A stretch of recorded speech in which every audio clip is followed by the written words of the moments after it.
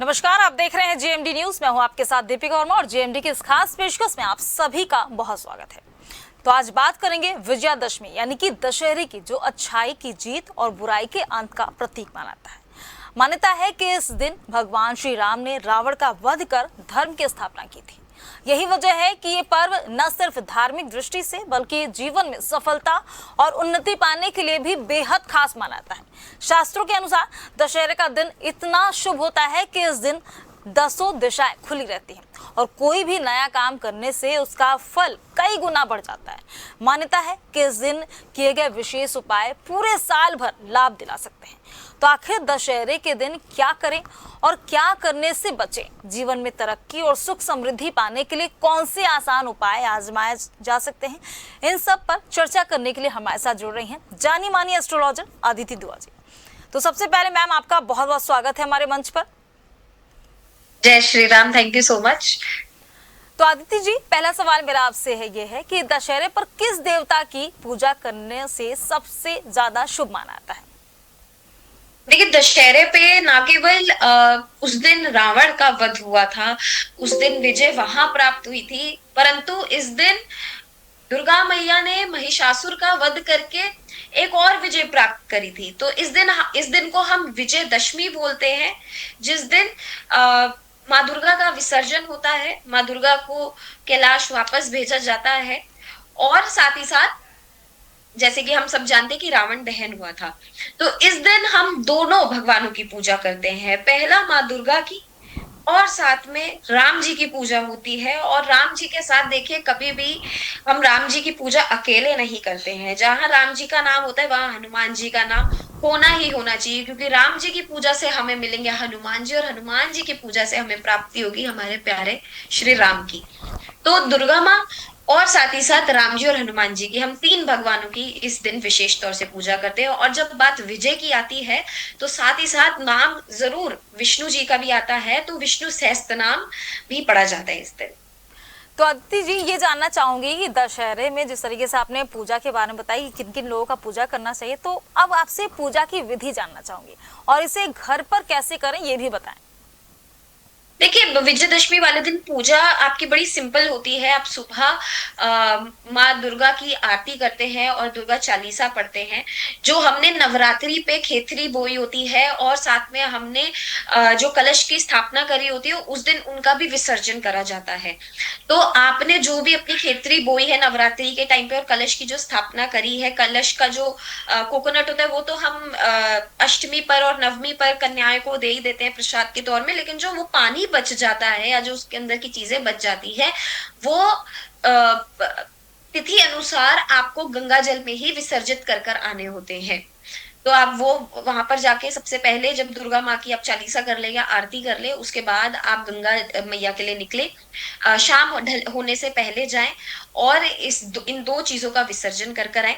उसके बाद जो भी आप विसर्जन कर कर आएंगे, जहां पर भी कर कर आएंगे गंगा मैया के उधर उधर की हल्की सी मिट्टी को घर ले आए। गंगा मिट्टी जिसको हम बोलते हैं, गंगा मिट्टी घर लाने के बाद अपने घर के बाहर एक स्वास्तिक जरूर बनाए। और अपने घर के अंदर भी जिस दीवार पे जैसे आपने बाहर पे बनाया, उसी के अंदर एक स्वास्तिक बनाए और उस स्वास्तिक को आरती दिखाएं और धूप दिखाएं और माता रानी से प्रार्थना करें कि हे माता रानी, हमारे घर कोई ऐसी बड़ी आपदा ना आए, हमारे घर कोई ऐसी बड़ी नेगेटिविटी ना आए, हमें इस चीज से प्रोटेक्ट करके रखना।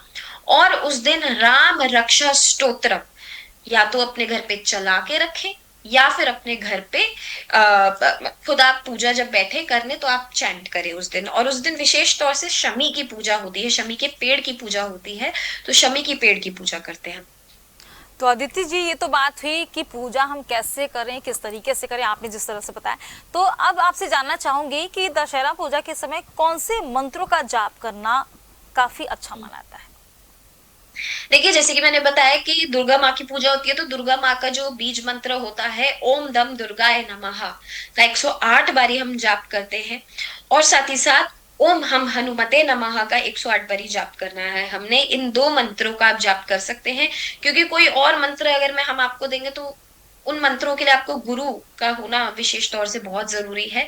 तो बिना गुरु के करे गए मंत्र ये दो हैं, ओम दम दुर्गाय नमः और ओम हम हनुमते नमः।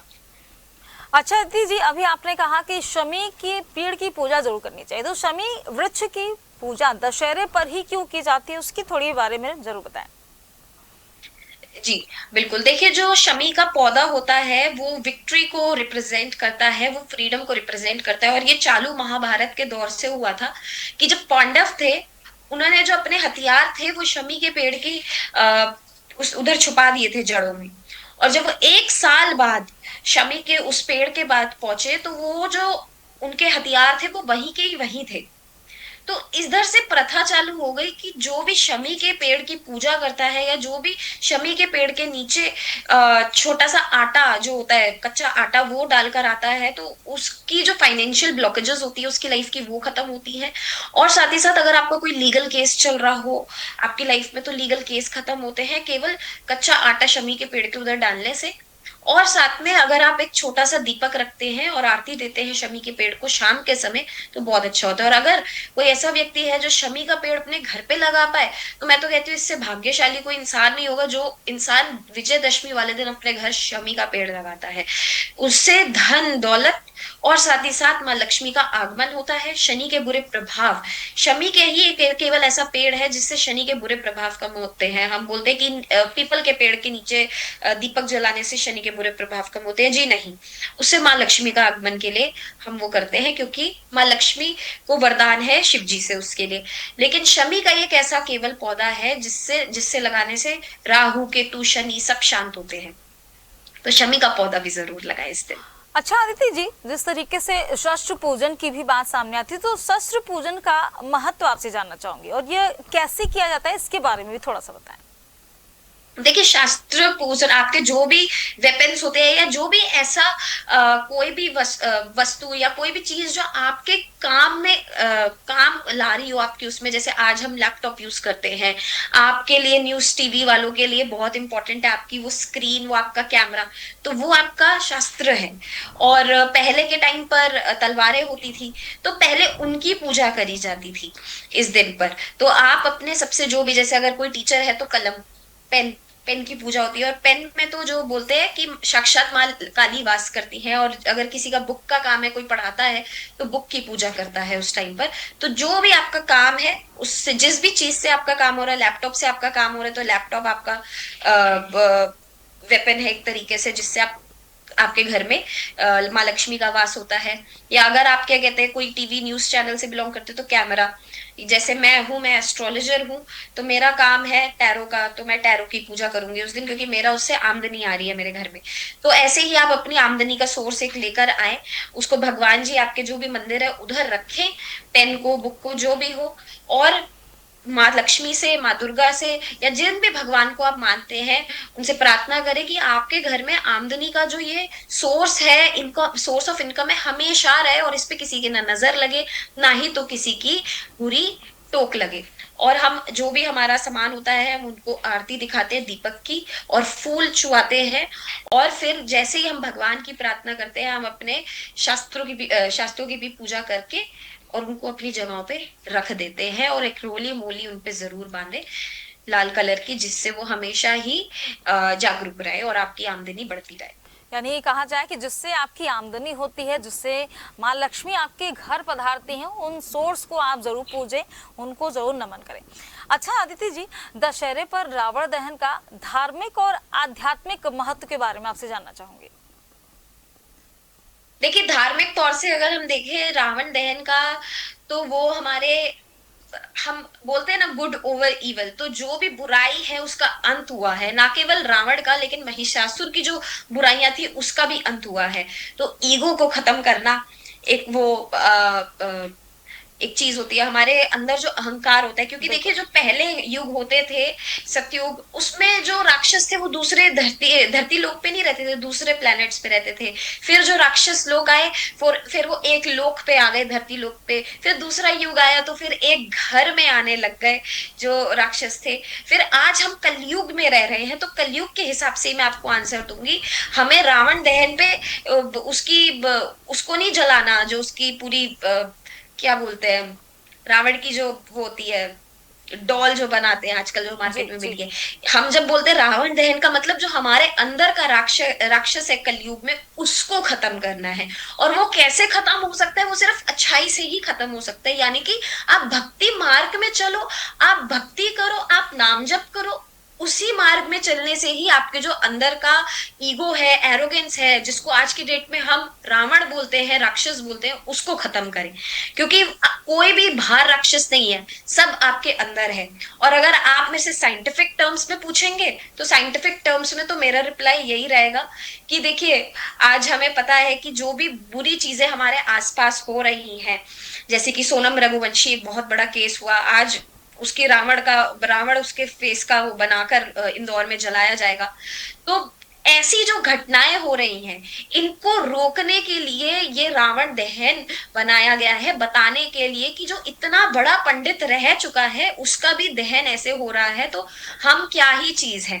तो इसलिए धार्मिक तौर से अगर मैं बात करूं आपको, क्योंकि मैं धर्म की बात करती हूँ, तो धर्म के बारे में इतना ही बोलूंगी कि रावण दहन का मत केवल इतना मतलब है कि अपने अंदर के अहंकार को खत्म करें। और वो आप कैसे करेंगे? वो सिर्फ और सिर्फ नाम जप से और भगवान की मार्ग पे चलने पे होगा। बिल्कुल अदिति जी। और जब मन आपका शांत हो जाए, मन के अंदर की जो मैल है उनको मिटाना चाहिए, ना कि जो रावण का पुतला फूका जा रहा है वो चीज जी इम्पोर्टेंट है। अच्छा अदिति जी, क्या दशहरा के दिन नया काम शुरू करना शुभ होता है? जी, इस दिन आप कोई भी काम करते हैं, नया वेंचर किसी को करना है, आपको कोई भी नई ऐसी तिथि जाननी है अपने बिजनेस की, तो इस दिन आप विशेष तौर से कर सकते हैं। मैं मुहूर्त बता देती हूँ। मुहूर्त आप 11 बजे, 11:06 के बाद सुबह के, आप कोई भी अपना नया काम चालू कर सकते हैं इस दिन पर। लेकिन ट्राई रखें कि शाम को कोई नया कार्य या कोई भी नई चीज ना खरीदी जाए या ना करी जाए। अच्छा दीदी जी, अगला सवाल मेरा आपसे ये है कि आर्थिक संकट या पैसों की समस्या से छुटकारा पाने के लिए दशहरे पर कौन से उपाय किए जा सकते हैं? देखिए, अगर किसी को आर्थिक प्रॉब्लम हो या फिर कोई फाइनेंशियल ऐसा इशू आ रहा हो, तो 11 शमी के जो पत्ते होते हैं वो लेकर पहले प्रणाम कर लीजिए शमी के पेड़ को, कि मैं आपके कुछ पत्तियां ले रही हूँ और अपने इस कार्य के लिए, और तब वो निकालें 11 पत्तियां।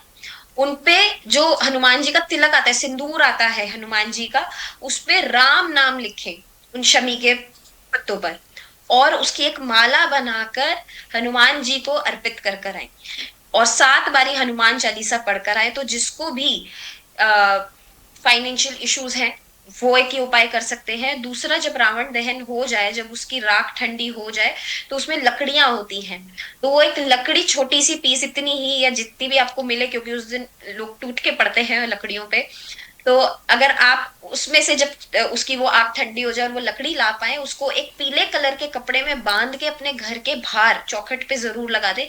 इससे नकारात्मक ऊर्जा नहीं आती है। किसी बच्चे का पढ़ाई में मन नहीं लगता है, तो वो लगने लग जाता है, क्योंकि जो रावण था वो बहुत ही बड़ा ब्राह्मण था, उससे बड़ा कोई पंडित ना पैदा हुआ है ना होएगा होएगा आगे जाके। तो आप फोकस्ड रहे अपनी लाइफ में, इसलिए आप वो एक हैंग कर सकते हैं। आप अगर आपको लगता है कि आसपास बहुत ज्यादा इविल एनर्जी है, किसी ने तंत्र मंत्र करा रखा है, तो भी आप ये हैंग कर सकते हैं। तो ये 2 उपाय जरूर कीजिएगा। अच्छा अदिति जी, जिस तरीके से कई लोग होते हैं कि व्यापार में उन्नति के लिए तमाम चीजें ऐसे करते हैं, तो दशहरे पर व्यापार में उन्नति लाना हो, सफलता के लिए हमें कौन से विशेष उपाय करने चाहिए, कौन सी विशेष पूजा अर्चना करनी चाहिए? जी, तो इस दिन हम विशेष तौर से कुबेर जी की पूजा कर सकते हैं और माँ लक्ष्मी की पूजा साथ में कर सकते हैं।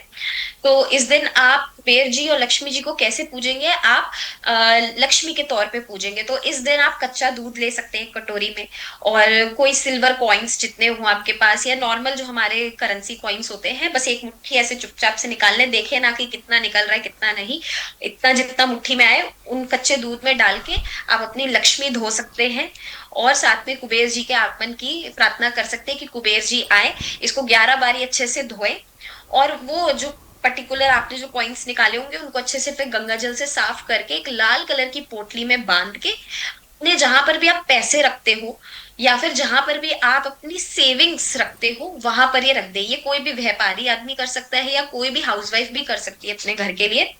और साथ ही साथ अगर आप साथ में कर लेते हैं उसकी पूजा, अपने कैश बुक की पूजा, जहां पर आप कैश रखते हैं वहां पर उनकी पूजा करें। और जो भी आपकी बुक है जहां पर आप लिखते हो अकाउंट्स अपने, या आप अपने डायरी में लिखते हो कि आज इतनी आमदनी हुई है, तो उसमें हल्दी, कुमकुम और केसर, केसर ना हो तो स्किप कर दीजिए, कोई ऐसी दिक्कत नहीं है, उनका अच्छे से मिश्रण बना के एक स्वास्तिक उस बुक पे जरूर बनाए, कि आपकी लाइफ में हमेशा कुबेर जी का स्थान हो। देखिए लक्ष्मी चंचल होती है, लक्ष्मी चली जाती है आके, लेकिन कुबेर जी ही केवल एक ऐसे यक्षना है जो आते हैं और जाते नहीं है, क्योंकि वो धन की तिजोरी है उनके पास बहुत बड़ी सी। तो उनको रोकने के लिए आप ये स्वास्तिक जरूर बनाए। और 5 बेसन के लड्डुओं का दान किसी भी नीडी को, कि कोई भी आपको लगे, आपके हाउस हेल्प आते हो, आपके घर के नीचे वॉचमैन हो, आपके मंदिर के कोई बाहर मांगने वाला मिल जाए, कोई भी जहां पर आपको लगे कि नहीं मुझे यहाँ पर ये डोनेट करने हैं, 5 बेसन के लड्डू अपने हाथों से बनाकर कर दीजिए, नहीं तो खरीद कर ले आइए बाजार से, लेकिन डोनेट जरूर कीजिए। अच्छा दीप्ति जी, हर बार जैसे ये त्योहारी सीजन में या फिर कभी भी सुख समृद्धि की लोग कामना करते हैं, तमाम ऐसे उपाय करते हैं, तो आपसे जानना चाहूंगी कि दशहरे के दिन घर में समृद्धि और सुख शांति लाने के लिए हमें किस प्रकार के उपाय करने चाहिए? देखिए उस दिन विशेष तौर से आप 10 दीपक लें मिट्टी के, उसमें घी या सरसों का तेल से आप लगा सकते हैं, जैसे आपकी अवस्था हो, कोई ऐसी दिक्कत नहीं है। और 10 डायरेक्शन में जो आपके घर पे होती है, जैसे कि north, east, south, west, north east, north west, south east, south west, और साथ में होता है जो ब्रह्म स्थान होता है हमारा, और जेनिथ जिसको बोलते हैं। तो इस टाइम पर आप ये 10 डायरेक्शन में ये दीपक लगाएं अपने घर में, और माँ लक्ष्मी से प्रार्थना करें कि आप हमारे घर में विराजमान हुए, और आती दिवाली जो है उसमें आप आए, और ऐसी आए और जाए ना। तो आप इस दिन लक्ष्मी आरती भी गा सकते हैं, लक्ष्मी आरती कर सकते हैं। साथ ही साथ गणेश जी की आरती करें, क्योंकि कोई भी हम शुभ काम करते हैं, कोई भी हम कार्य करते हैं, हम सबसे पहले गणेश जी को याद करते हैं, तो इस दिन गणेश जी को भी याद करें। और गौ माता को, मैं हमेशा बोलती हूँ, गौ माता को चूरमा खिलाएं। आप एक रोटी बना लें अच्छे से, उसको अच्छे से चूरा बना दे उस रोटी का, और उसमें एक चीनी मिला के एक टेबल स्पून या 2 टेबल स्पून गौ माता को जाकर खिलाएं। इससे जो भी आपके घर में अशांति है, अलक्ष्मी का वास है, वो खत्म होगा, और साथ में जो फाइनेंशियल ब्लॉकेजेस है वो भी खत्म होंगी। अच्छा दीदी जी, आपने अभी कहा कि दशहरे पर कोई नया काम करना बेहद शुभ होता है, तो आपसे जानना चाहूंगी कि दशहरे पर नया काम शुरू करना आखिर शुभ माना क्यों जाता है? देखिए क्योंकि इस दिन हुई है बुराई पे अच्छाई की जीत। कोई भी ऐसा कार्य जो आप करना चाह रहे हो और काफी टाइम से रुक रहा हो, तो इस दिन हम बोलते हैं कि बस मुहूर्त ना देखो और कर दो। क्योंकि इस दिन ना केवल हम सिर्फ एक भगवान को पूज रहे हैं, जहां पर हम अपनी माई को पूज रहे हैं, जहां पर हम दुर्गे माँ को पूज रहे हैं, वहां पर हमें शुभ काम की कोई जरूरत ही नहीं है। तो इस वजह से हम कोई ज्यादा इतनी तिथियों में नहीं पढ़ते, इतने शुभ मुहूर्त में नहीं पढ़ते हैं, और अपना अच्छा वो करके कर देते हैं। और अभी वैसे ही जो अभी पीछे समय गया है, जैसे पितृपक्ष का गया है, और नवरात्रियों में वैसे ही लोग बिजी होते हैं, तो ये एक टाइम ऐसा है कि अब थोड़ा सा रिलीफ मिलेगा लोगों को, लोग अपने घरों की सफाइयों में बिजी हो जाएंगे, तो आप कोई नया काम कर सकते हैं इस टाइम पर। इस टाइम पर कोई भी आप नया कार्य करते हैं तो वो एक एज अ प्रोटेक्शन तरीके से आता है कि आप प्रोटेक्टेड हो उस काम से। लेकिन जब भी कोई नया काम चालू करे, ध्यान रहे कि राम रक्षा स्तोत्रम जरूर करें। अच्छा दीदी जी, अभी आपने बताया कि जिन नक्षत्रों के बारे में कि इसमें करना चाहिए, अब आपसे जानना चाहूंगी कि दशहरे के दिन 10 दिशाएं खुलने का क्या अर्थ है आखिर? देखिए 10 दिशाएं यहाँ से आया है क्योंकि रावण के 10 मुख थे, तो वो हर अलग अलग चीज को रिप्रेजेंट करते थे, जैसे अहंकार को, और फिर इंटेलिजेंस को, लस्ट को, ऑल दीज थिंग्स। तो इसीलिए बोलते हैं कि अगर आप 10 मुख थे क्योंकि, और 10 दीपक अगर आप उस दिन जलाते हो, या अपनी 10 दिशाओं में, जैसे मैंने बताया north east south west, north west south east south waste, zenith और नाडार, ये जो आपके 10 दिशाएं होती हैं, इस टाइम पर आप अक्षत ले, और अक्षत को थोड़े थोड़े करके इन दिशाओं पर फेंकें, कि आपके सारे तरफ से जो ब्लॉकेजेस है, जैसे रोड ओपनर होता है कि जी हम बोलते हैं कि हमारे सारे रास्ते बंद हो गए, हम यहाँ जा रहे हैं, हमारा यहाँ काम नहीं चल रहा, हम यहाँ काम करना चाह रहे हैं, यहाँ नहीं चल रहा, हम अपनी रिलेशनशिप ठीक करना चाह रहे हैं, रिलेशनशिप ठीक नहीं कर रही, तो वो आपके सारे 10 की 10 दशाएं जो होती हैं वो उनको ठीक करते हैं। तो उधर चावल, अक्षत कच्चे चावल जरूर उस टाइम पर फेंकें, ये घर की जो लक्ष्मी होती है ये वो उपाय करें। और ये उपाय करने के बाद आप देखेंगे कि आपके चारों तरफ से क्या, आपके दसों तरफ से जो काम रुके हुए हैं काफी टाइम से, वो ठीक होने लग जाते हैं। तो इसलिए बोला जाता है कि इस दिन ये उपाय जरूर करें। अच्छा, ये बात हुई कि 10 दिशाओं में किस तरीके से उपाय किया जाए ताकि तमाम जो रास्ते हैं वो खुल जाएं। अब बात आती है अदिति जी कि इस दिन किए गए उपायों से जीवन में क्या क्या लाभ मिलने लगते हैं। देखिए इस दिन क्योंकि हम पूजा करते हैं राम जी की और दुर्गा माई की, दोनों का ही जब हम कैरेक्टरिस्टिक्स देखते हैं, ट्रेड्स देखते हैं, तो दुर्गा माई अगर हमें पता है तो वो ओवरऑल प्रोस्पेरिटी है। वही माँ काली है, वही माँ सरस्वती है, वही माँ लक्ष्मी है। तो आपकी लाइफ में अगर आपको फोकस नहीं हो पढ़ाई से, अपनी गवर्नमेंट जॉब नहीं लग रही है किसी की, तो इस दिन पूजा करने से आपकी ये सारी चीजें खुलती हैं। अगर आपको ऐसा लगता है कि आपको फाइनेंशियल ब्लॉकेजेस है, बहुत ज्यादा कर्जा हो चुका है, तो वो खत्म होता है। अगर आपको ऐसा लगता है कि नकारात्मक ऊर्जा है आपके आसपास, तो वो खत्म होती है। और राम जी तो केवल माने गए अपने कर्मों से, तो वो जो कर्म करते हैं, तो ये दिन हमें सिखाता है कि ना केवल हमें सिर्फ ये उपायों में पढ़ना चाहिए, परंतु अपने कर्म, कर्म का फल है जो भी है, ये जो सारी चीजें ये कर्म का फल है। तो कर्म का फल अपना करते जाए, मतलब कर्म करते जाए और फल की टेंशन ना ले। ये हम राम जी से सीखते हैं, क्योंकि विष्णु जी कभी भी नहीं कहते हैं, क्योंकि भगवत गीता में कभी भी नहीं लिखा कि इन उपायों में पढ़ो, ये सब चीजों में पढ़ो। वो कहते हैं सिर्फ अपने कर्म करो, अच्छे कर्म करो।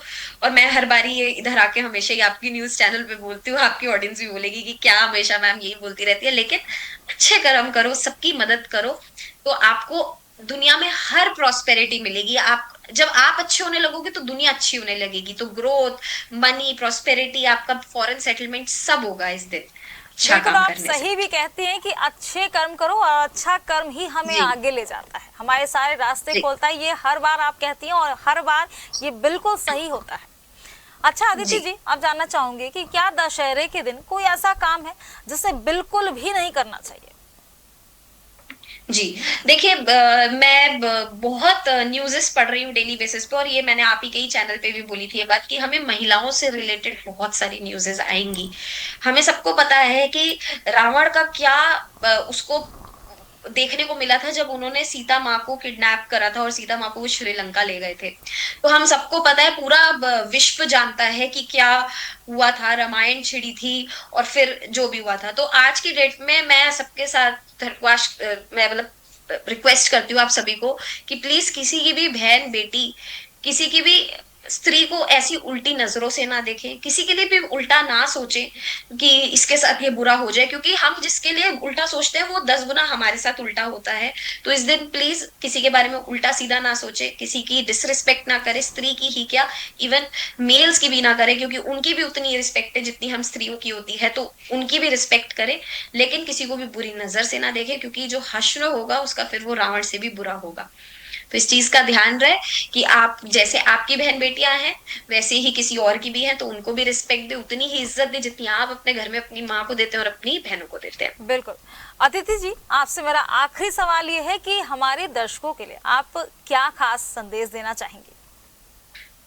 दशहरे के लिए आपकी तरफ से क्या खास संदेश होगा हमारे दर्शकों के लिए। मेरी तरफ से सिर्फ और सिर्फ इतना ही एक छोटा सा मैसेज होगा कि आप जितना ज्यादा अपनी मेहनत करते जाएंगे उतना अच्छा होगा, और जितना आप अपनी मेहनत से कमाते हैं उसका अगर सिर्फ 1% भी आप उन जनों को दें, अनाथालय में दें जो बच्चे नहीं खा सकते हैं, जो बच्चों के माँ बाप नहीं है, अगर आप उधर डोनेट करेंगे इस दिन, तो मैं कहती हूँ कि आपको जो मैंने अभी इतने सारे उपाय बताए ना, आपको करने की जरूरत ही नहीं पड़ेगी। सेवा ही आपका धर्म है, सेवा से ही आपको हर चीज मिलेगी। तो अपनी सेवा सेवा भाव जरूर बढ़ाएं, जितने भी दर्शक मुझे सुन पा रहे हैं। और जितना ज्यादा आप अच्छाई करोगे ना, आप देखना कि आप खुद अच्छे लोग अपनी लाइफ में अट्रैक्ट करते जाओगे, क्योंकि कोई भी चीज आप करते हो वो मैनिफेस्ट करते हो। तो जिस दिन आप अच्छे होने लगोगे आपके साथ बुरा कम होने लगेगा और आपको लोग भी आसपास अच्छे मिलेंगे। तो ये एक अच्छाई जरूर कर लीजिए कि अपने अंदर के जो ईगो को है वो खत्म करिए आज के दिन, और आपका जो अंदर गुस्सा है उसको शांत करिए। बहुत बहुत शुक्रिया अदिति जी आपका हमारे साथ जुड़ने के धन्यवाद। लिए और इतनी अच्छी जानकारी साझा करने के लिए। तो ये थी हमारे साथ जानी मानी एस्ट्रोलॉजर अदिति दुआ, जिन्होंने तमाम जानकारी दी कि इस बार दशहरे में आप क्या चीज करें और क्या नहीं करें। तो इस बार अच्छे से और खुशियों के साथ दशहरा मनाएं और देखते रहिए JMD न्यूज।